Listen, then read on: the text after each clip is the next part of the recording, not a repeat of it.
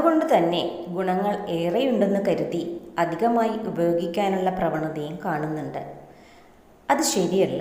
എന്തും മിതമായി മാത്രം മതിയാകും. അതാണ് ആരോഗ്യകരം. ധാരാളം പോഷകങ്ങളും ആൻറ്റി ഓക്സിഡൻറ്റുകളും ഗ്രീൻ ടീയിലുണ്ട്.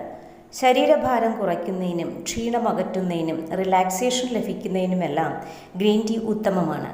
ഓർമ്മശക്തി വർദ്ധിപ്പിക്കുന്നതിനും മാനസിക സമ്മർദ്ദം കുറയ്ക്കുന്നതിനും നല്ല ഉറക്കം കിട്ടുന്നതിനും ഗ്രീൻ ടീ മികച്ചത് ആണെന്നാണ് പഠനങ്ങൾ പറയുന്നത്. നല്ല ഉറക്കം കിട്ടും എന്ന് കരുതി കിടക്കാൻ പോകുന്നതിന് തൊട്ടു മുമ്പ് ഗ്രീൻ ടീ കുടിക്കുന്നത് അത്ര നല്ലതല്ല.